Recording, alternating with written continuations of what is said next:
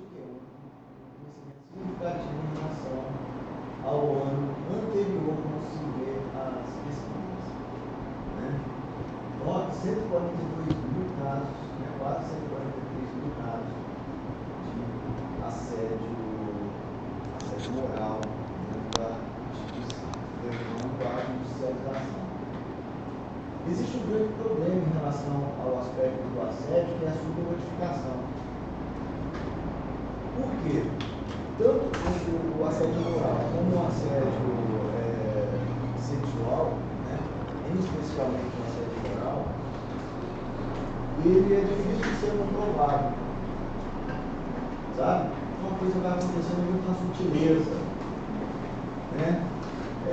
O assédio moral, por exemplo, eu sou o chefe, aí eu chego para a Rafaela vai fazer um trabalho para mim, eu falo assim, Rafaela, o trabalho dela pode estar ótimo, assim, você poderia fazer melhor. Aí no outro dia, você não está bem hoje. Começa a fazer um crítica, Rafaela. Eu vou minando essa estrutura psíquica da Rafaela. Daqui a pouco eu estou fazendo isso com o esse é o assédio moral. O assédio moral vai trabalhar com a moralidade dela, com os valores dela, com os princípios dela. Né? Então, essa é uma característica. Grande parte das vítimas não denuncia. Por quê? Para eu denunciar, tem que ter provas. Então eu fico assim, poxa, mas ninguém vai acreditar em mim. Ninguém vai acreditar no que eu vou falar, no que eu estou sofrendo. Tá? Então existe uma tendência muito grande à não notificação. Cerca de 38% não formalizam queixa, 58% não se sentem seguras para formalizar a queixa. Né? E isso vai indicar que os dados reais são ainda maiores do que a gente tem registrado. Então, por isso, de uma subnotificação. É um problema sério, né, no campo do trabalho. Quais são os tipos de assédio, né, que a gente poderia pensar? A gente tem o assédio moral, que tem toda uma característica do contexto psíquico, emocional, psicológico, o assédio sexual e outros assédios que a gente tem envolvido, né? Mas o assédio sexual, em especial o assédio moral, ele tem um grande número aí de casos, né? Então, cerca de 44% dos casos do assédio moral seguido pelo assédio sexual, 14% dos casos. Os outros são diminuídos a 42%. Então, tem uma série de instituição, né? E quais são os impactos na saúde? O assédio moral, o assédio, né, de forma geral, tem uma associação com o aumento dos transtornos mentais, enfraquece a pessoa.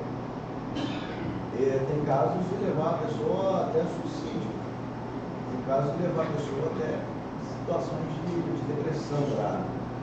Né? Então, vai levando o que em relação a isso também? Vai levando ao absenteísmo. É aquela pessoa que trabalhava, que, né, cumpria com as suas obrigações, e muito além das obrigações do próprio trabalho, ela começa a faltar. Né? Só o fato dela pensar em ir trabalhar, ela já começa a sentir no corpo, às vezes dores, desconforto, né? Não motivando ela para a questão do trabalho. Queda na produtividade e afastamento, né, do campo de trabalho. Então, são elementos considerados de importância de determinante social e saúde, a questão do assédio. No campo de trabalho, uma abordagem à luz da saúde do trabalhador, né, dentro do aspecto epidemiológico, traz evidências científicas sobre isso, e esse tema exige o quê? Exige que a gente analise o processo de forma bastante crítica, de forma ética, né, baseada em dados da forma como eu trouxe anteriormente, e considerando os aspectos biopsicossociais. Quando eu falo dos aspectos biopsicossociais, eu estou dizendo que o assédio ele não tem uma relação somente entre sujeito e instituição. Né? Ele tem diferentes características e variáveis que estão associadas a esse processo. Então, como eu disse, a própria personalidade do sujeito, os aspectos físicos desse sujeito, né? As relações sociais, né? E isso tem pano para manga, né? É igual a questão do bullying. Ah, por que meu filho sofre bullying? Provavelmente ele sai de uma estrutura familiar que o fragiliza e o torna vulnerável ao processo do bullying na escola. São situações muito parecidas, né? Tá? Porque esse garoto foi fragilizado lá e ele entra num ambiente que ele é vulnerável, ele é a ovelha vulnerável. Então, características muito parecidas. Então, o assédio no ambiente de trabalho é um fenômeno complexo, né? Então, assim, não é fácil a gente detectar, não é fácil a gente fazer intervenções, não é fácil punir, não é fácil, tem uma necessidade, né, de dar o diagnóstico disso. Afeta a saúde mental, ele afeta os aspectos físicos e sociais, e toda essa análise ela vai envolver aspectos organizacionais, culturais, subjetivos, que é um desafio contemporâneo e relevante. Né? Por isso que hoje nós temos na saúde do trabalhador uma norma regulamentadora, que é principalmente a norma NR1, que ela fala que todas as instituições elas precisam ter um serviço de atenção psicossocial. Né? Por exemplo, na Inescom onde eu dou aula hoje, a gente está implementando um serviço de acompanhamento psicossocial para esse trabalhador, porque quando você tem isso efetivamente estabelecido, esse campo do assédio ele enfraquece. E o campo do adoecimento do profissional ele enfraquece. Né? Então a gente fortalece a figura do profissional, a gente fortalece a figura da instituição. Então hoje, eu acho que vai ser um avanço muito grande. Saiu em 2024, só a chamada 2025 as empresas já estão adequadas nesse tipo de contexto. Tá? Pode falar, gente. Então, hoje a nossa conversa seria compreender um pouco esses conceitos, né, de assédio, analisar um pouco esses aspectos metodológicos, discutir esses impactos, principalmente na saúde mental do trabalho. Né? Quando a gente pensa no trabalho, o que é trabalho? O que é trabalho para você? Trabalho é sofrimento ou trabalho é prazer? Pode responder os dois.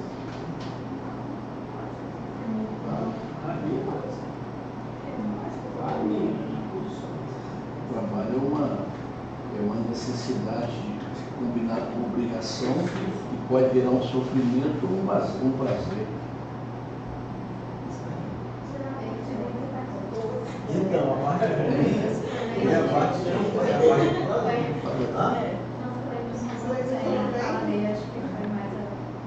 é uma balança. O trabalho. O trabalho que eu quero, quem dá esse dinheiro tem que trabalhar. Mesmo. Eu quero trabalhar, eu ia cuidar da minha família, eu ia trabalhar em outras coisas, né? Não para alguém, é trabalhar para mim, né? Sim. Mas eu gosto de trabalhar.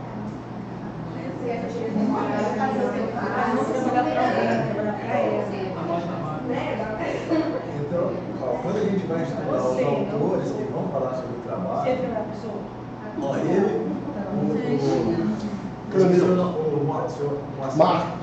o Marcos leu a Bíblia, né? Se você olha lá na Bíblia, lá, cara, o que a Bíblia fala do trabalho? Né? segundo a Bíblia, claro, respeitando quem acredita em outras crenças, mas o homem começa a ter a responsabilidade do trabalho a partir do momento que ele quebra uma norma regulamentar. A princípio, esse homem teria tudo na mão, na hora, de forma a estar lá no paraíso, né? A partir desse momento, o que ele faz? Ele fala, não, você vai ter que trabalhar, é o suor do seu trabalho, você vai sobreviver, né?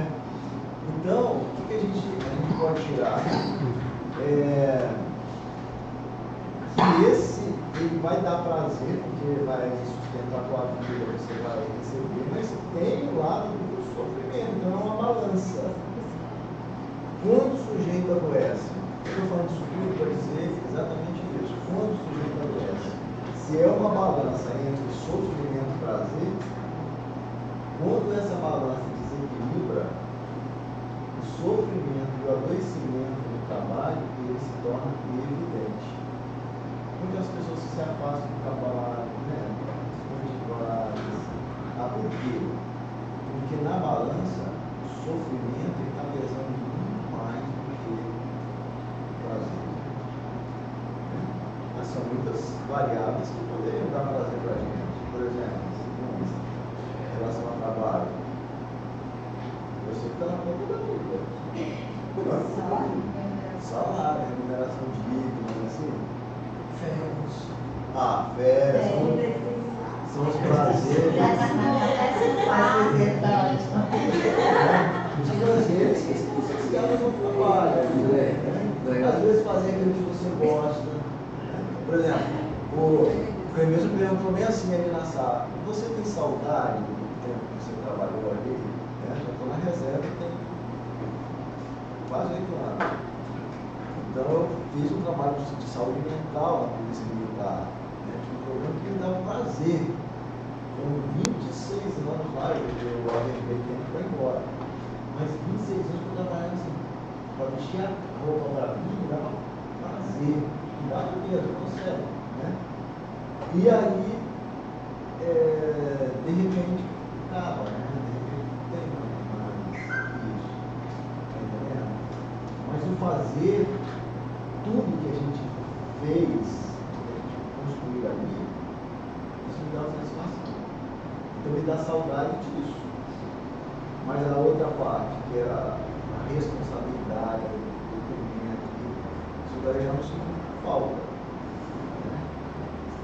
Mas se botar na balança, o que me causava mais prazer e satisfação era muito maior do que daquilo que me causava sofrimento. Né? Certo? Eu lembro que uma vez eu fui trabalhar até com dele, 48 mil plaquetas. Eu fugi do PA. Eu cheguei, comecei a trabalhar e daqui um pouco comecei a passar mal, aí fui no PA, me colocaram no soro, aí daqui um pouco o soro acabou, eu tirei o soro, voltei para trabalhar. Né? Para trabalhar. 48 mil, então eu tinha satisfação nisso, nesse processo. Agora, quando a gente trabalha em alguma coisa que dá muito prazer, o corpo da gente grita, a gente começa a crescer, começa a ficar. É ruim.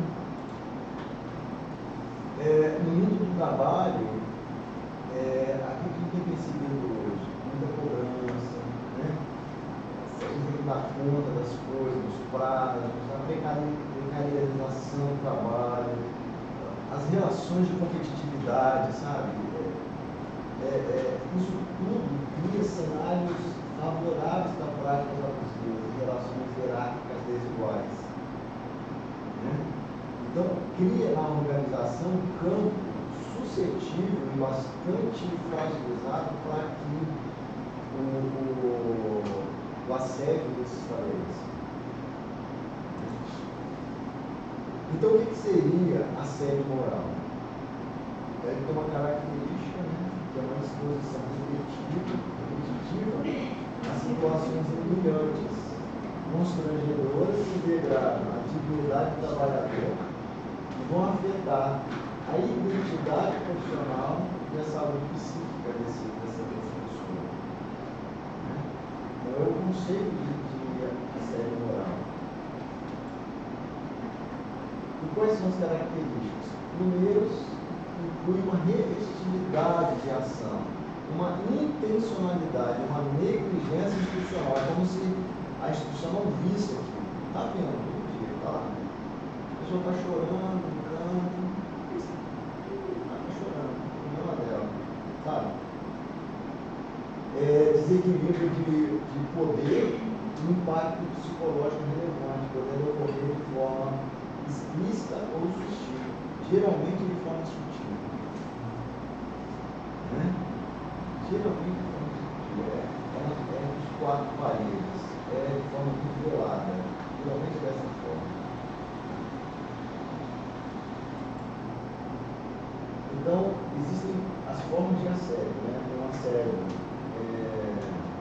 moral, tem o sexual, tem o organizacional, que pode ser o vertical, né? Descendente ou ascendente, pode ser horizontal. O que é isso? O vertical, olha lá, existe uma linha hierárquica, geralmente quem tem mais poder assedia o que tem menos poder. Né? Chefe, grupo, subordinado. E o horizontal? Entre os pares. Existe o assédio moral entre os pares. Tá? Então eu tenho inveja do Paulo. Ele é meu parceiro. Tá? Ele é meu par. Paulo vai, fecha a camisa, trabalha, e eu começo a desqualificar o Paulo. Eu chego para ele e falo assim, Paulo, você viu o trabalho que ele fez? Porcaria, falei melhor, tá? Aí ele vai e fala, não, Paulo tem um trabalho, porcaria, às vezes é um nicho normal. Então daqui um pouco todo mundo vai desqualificando o Paulo. Aí ele começa a isolar o Paulo. Isso é uma forma de assédio horizontal.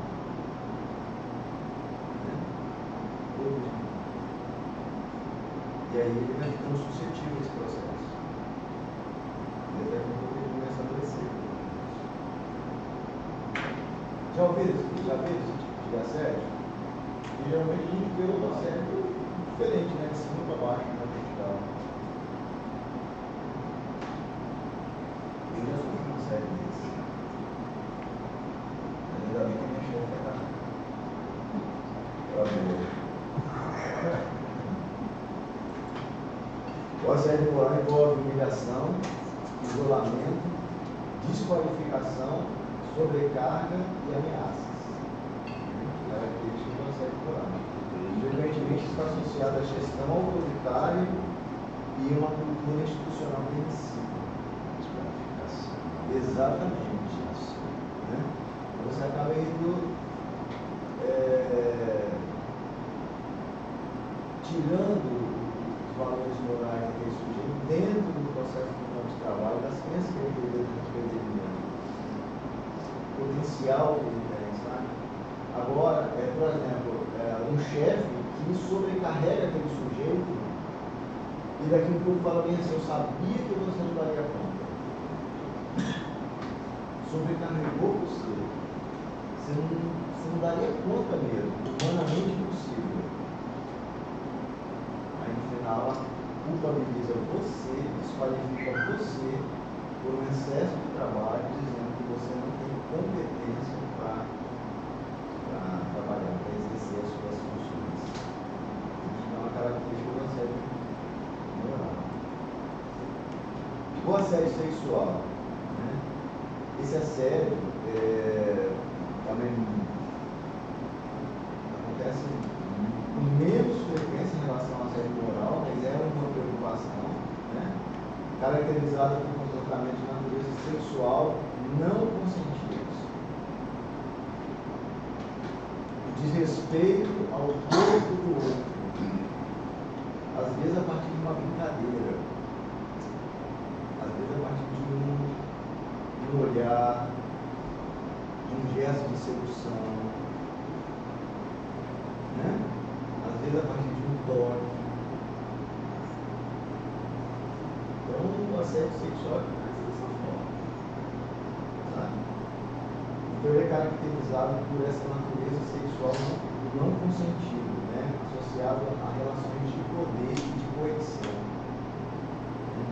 Isso vai impactar muito na saúde e na dignidade da pessoa. Sabe? E dentro do ambiente hospitalar, a gente vê muito essa característica da saúde sexual. E, às vezes, desqualificando a pessoa assediada. Às vezes, até quando a pessoa consegue o objetivo, depois desqualifica a pessoa. Né? Eu tive um caso que eu atendi uma vez, eu queria se matar com isso. Porque ela ficou completamente a individualidade dela manchada na justiça. O assédio organizacional, ele se refere a práticas, né, institucionais como metas abusivas, pressão excessiva e cultura de medo. Ah, se você não fizer isso, você vai mandar embora. Ah, se você não fizer isso, você não pode falar isso não, porque senão... Então você tem medo até de chegar perto do chefe. Né? Tem medo até de chegar perto do gerente, tem medo até de chegar perto do diretor. Sabe? Com medo desse tipo de restrição. Né? Então isso vai gerar o quê? Vai gerar o adoecimento, né? E o sofrimento no campo psíquico.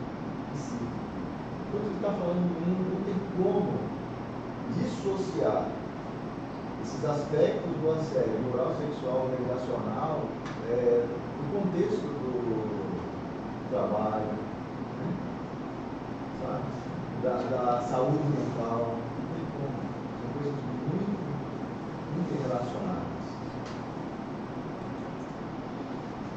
Então, os estudos, eles indicam o crescimento das denúncias de assédio no trabalho, como mostrei nas slides anteriores, que estão refletindo maior visibilidade e reconhecimento do problema como questão de saúde pública. Então, não é à toa que hoje o país, a partir do Ministério do Trabalho, ele implementa a obrigatoriedade de você ter uma atenção dentro do trabalho, fortalecendo a economia. Né? Tudo aqui no Brasil acontece dessa forma. Primeiro acontece o problema, para depois você gerar a solução. Eu não sei se fortalecer a ANR não vai ser a solução para alguma coisa, mas é um passo. Primeiro arromba a porta, depois põe o cadeado. Uhum. É assim mesmo. Então, os registros eles vão mostrar aumento desses processos, né, do assédio moral e sexual, e é uma evidência de uma magnitude do problema e necessidade de políticas efetivas sobre isso. Né? Então, as políticas podem acontecer a nível macro Brasil, né? Mas podem acontecer a nível de empresa, de organização, né? De setor. Está entendendo?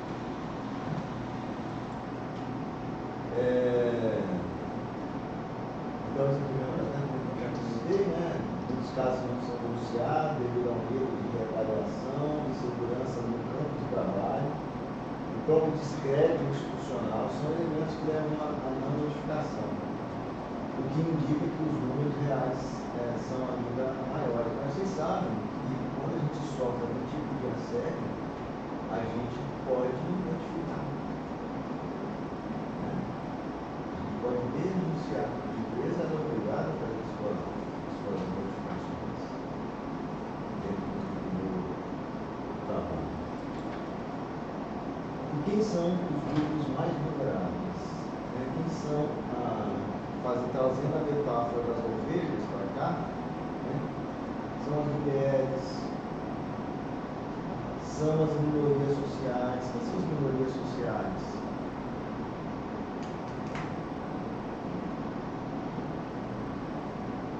Pessoas com menos condições econômicas, as pessoas negras são grupos vulneráveis que a gente sabe. Entendeu? Geralmente, as pessoas mais vulneráveis são essas, trabalhadores de produções inferiores, né? Profissionais da saúde, nós somos profissionais da saúde, que estamos encabeçando também a lista. Né? São mais expostos ao assédio.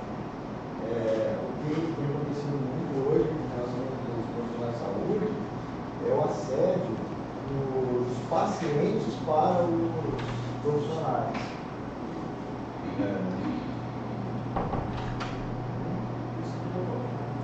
Não, por exemplo, você trabalha numa unidade básica, se você trabalha numa porta de urgência e emergência, o índice de agressividade, de violência é muito grande lá.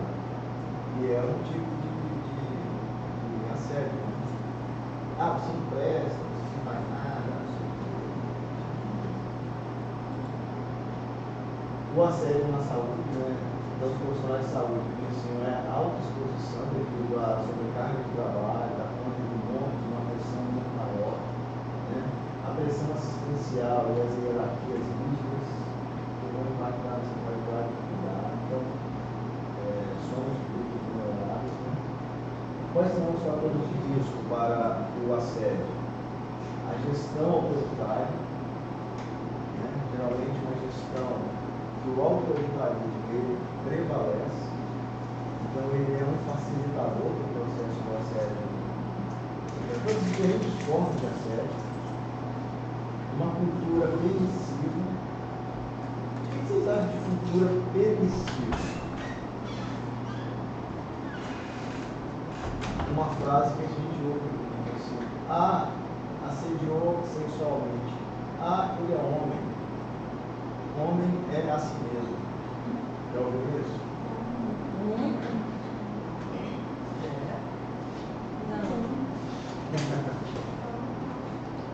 Hã? Pois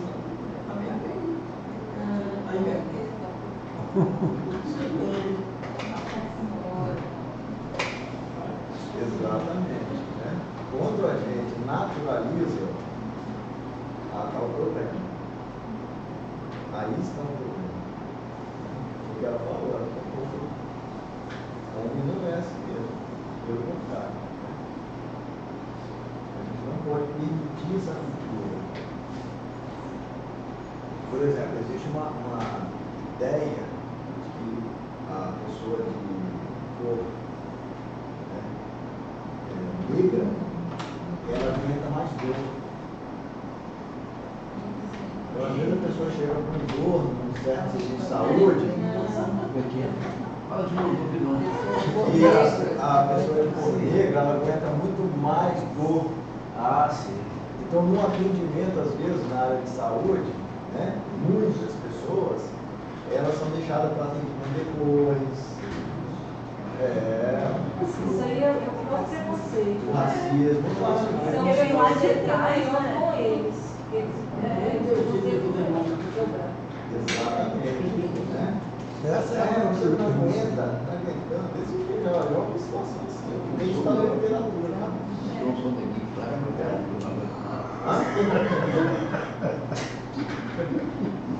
Falta de protocolos e sobrecarga favorece a ocorrência do assédio. Então, as instituições hoje ela precisa ter isso bem claramente.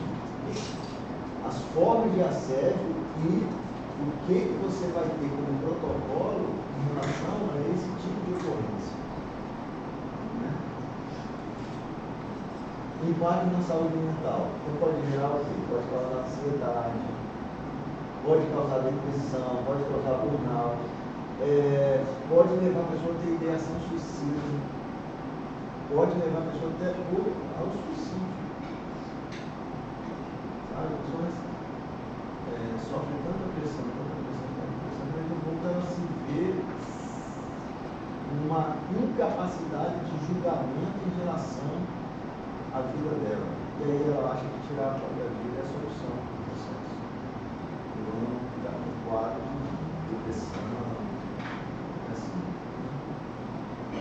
Então, seria importante o fator de risco psicossocial. Os impactos físicos, né? Pode levar a insônia, a pessoa tem dificuldade para dormir, pode levar a fadiga, a pessoa se sente cansada, exausta. É só o fato, existe um termo utilizado na saúde do trabalhador, que é a síndrome do loco neurótico. Já ouviu falar isso? É uma alteração mental. O ambiente de trabalho ele é tão doentio que só o fato da pessoa começar a arrumar a roupa no dia anterior para trabalhar no dia seguinte, ele já tem reações no corpo. Só o fato. Só pode pegar a roupa que a gente chama de síndrome do loco neurótico. Por conta daquele ambiente que é um ambiente adoecedor. Fadiga, alterações cardiovasculares, problemas gastrointestinais relacionados ao estresse crônico. Né? Então, todo o corpo da gente ele acaba gritando, né, ao sofrimento frente ao assédio. Na organização, ocorre o absenteísmo, que são as faltas, ou ocorre com algo diferente, presenteísmo. Já ouviu falar? Presenteísmo, vamos utilizar um termo. Já falou para alguém assim, você só está de corpo presente? Já morreu.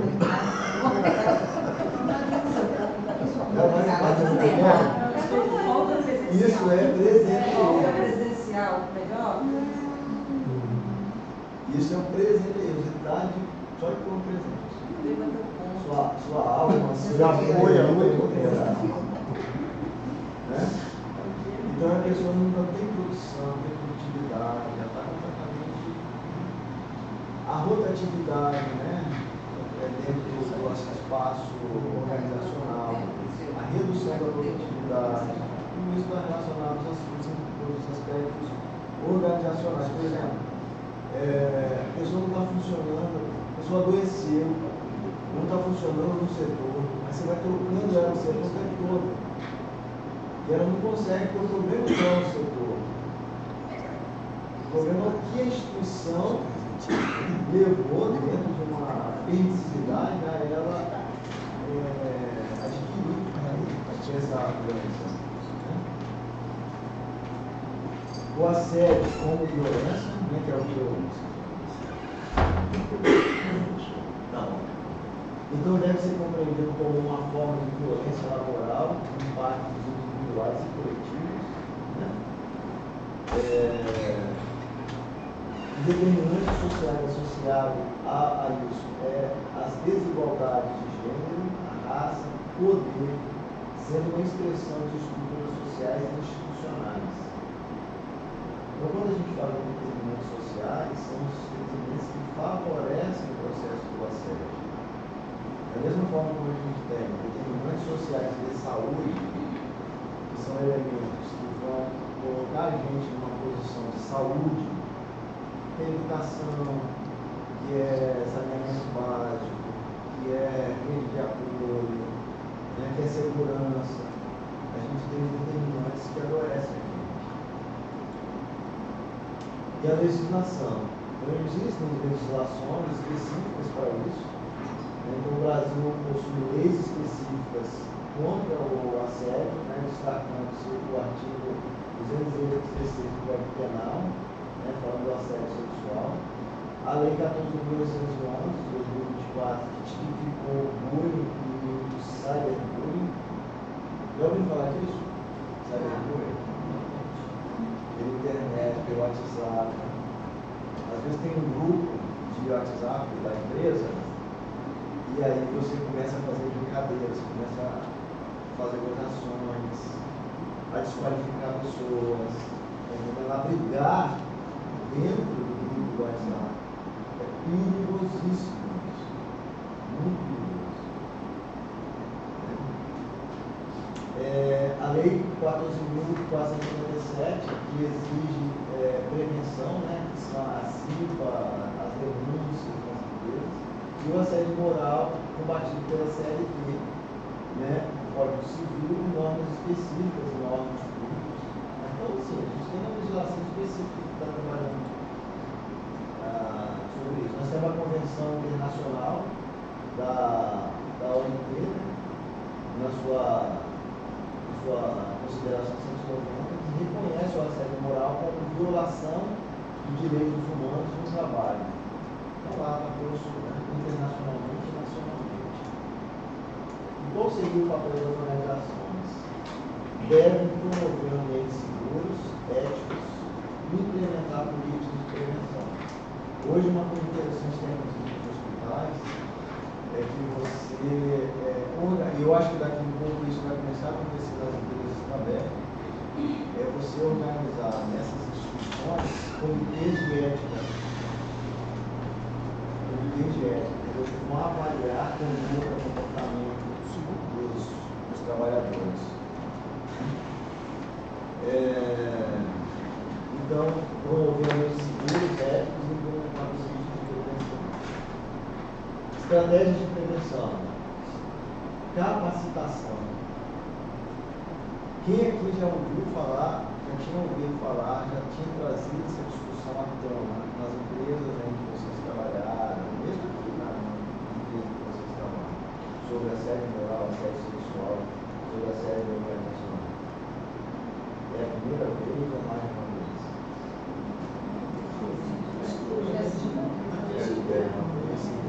Então, geralmente a gente é um tema que não se discute.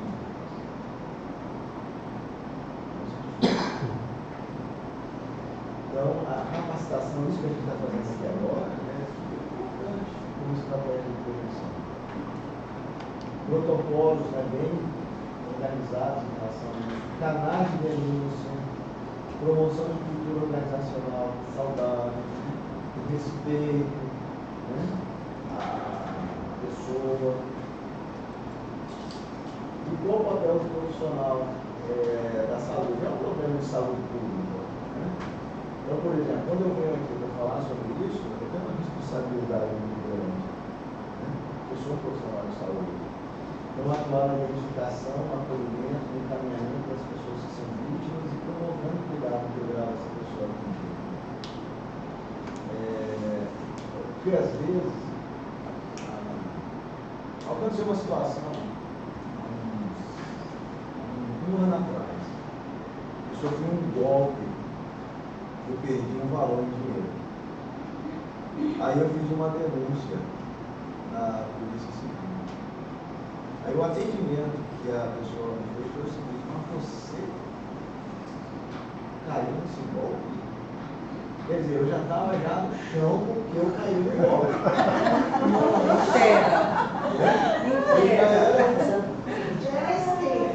A pessoa chegar e você sofreu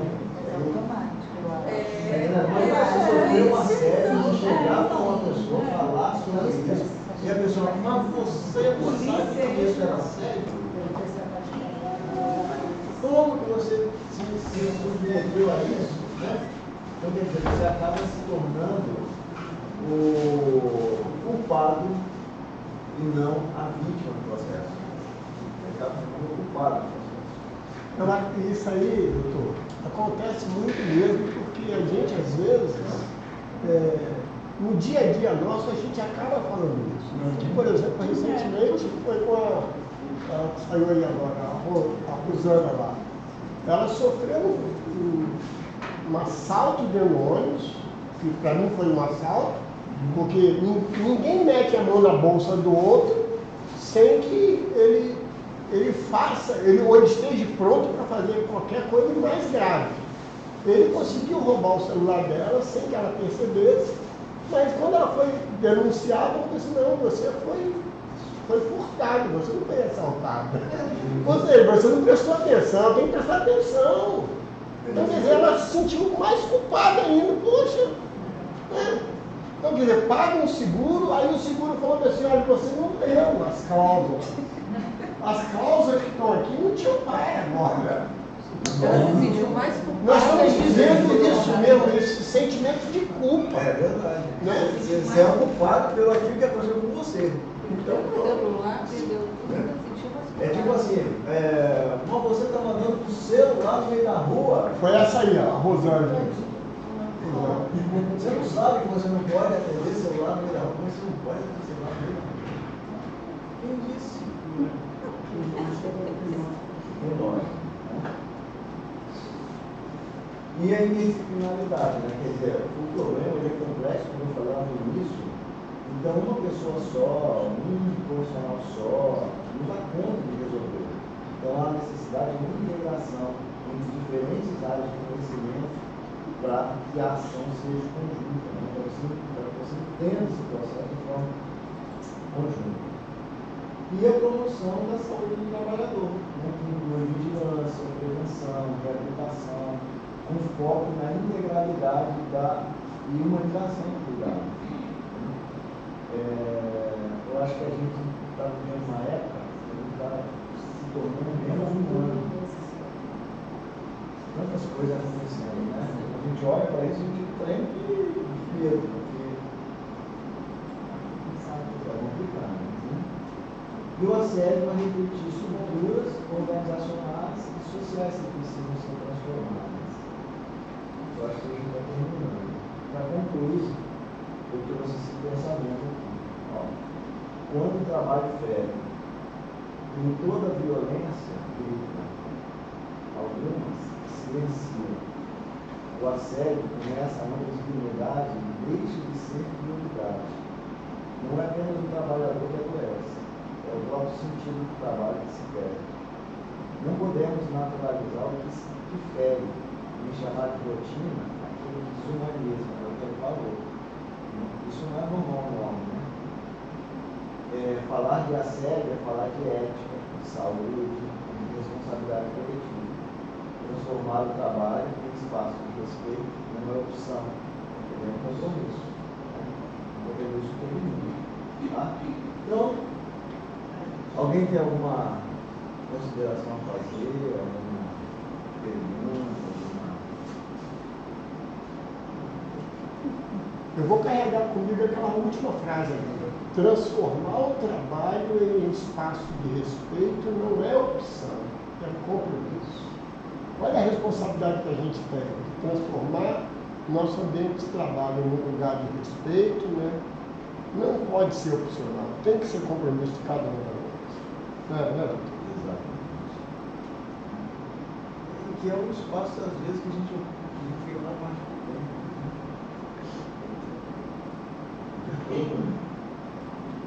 Então, as pessoas que a gente convive no meio do trabalho, olha só a importância que as pessoas têm. Sabe? Os meus 26 anos que eu trabalhei até muito mais que isso, né? Pessoas que eu conhecia antes. Mas essas pessoas hoje fazem muita falta para mim. Eu não tenho mais contato com ela, porque eu estou na reserva, a gente tem pouco contato. Mas eu fico lembrando da época que eu trabalhava junto ali. Então a gente carrega isso, né? Essa amizade. E uma coisa interessante, como que esse trabalho que o senhor começou ali foi significativo para aquele hospital.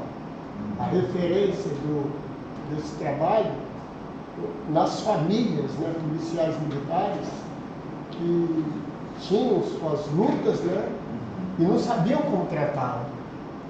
E o iniciador de tudo foi o senhor ali, com Presta, né, que hoje é referência, né, e fechado. Aí hoje o policial tem que. Policial, reserva, né? Tem que pleitear uma vaga numa particular que cobra R$800 a diária.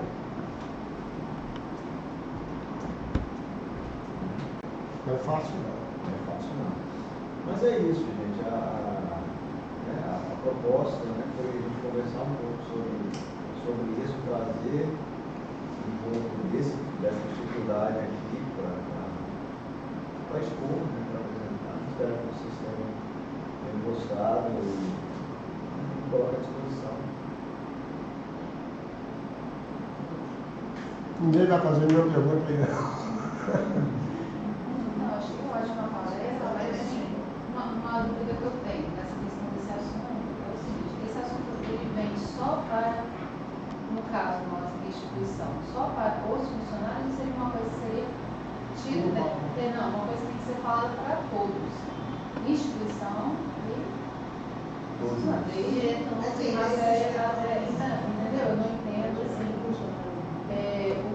O objetivo de ser falado só no nosso grupo, entende?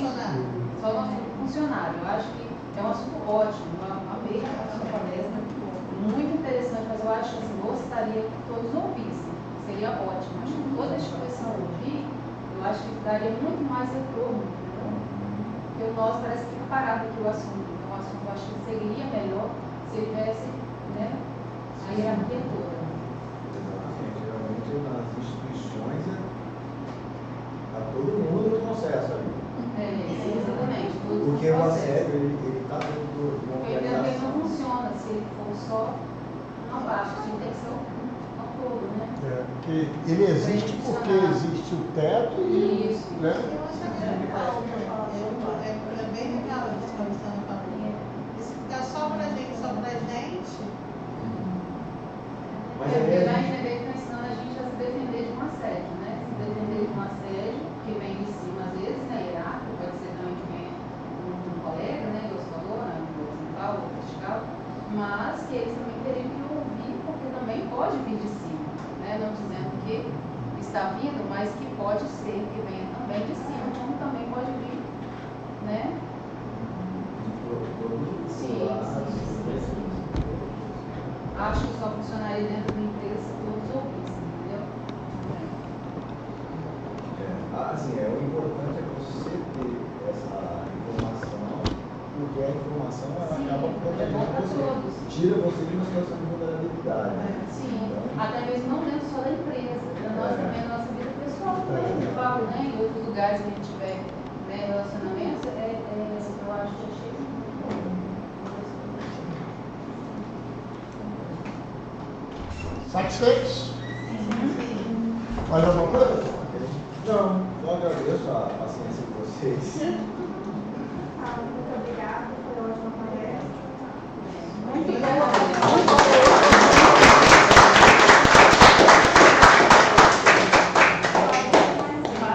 Porque gostaram, cuidado que pode ser convidado de novo. Muito bem. Vou perguntar só se tem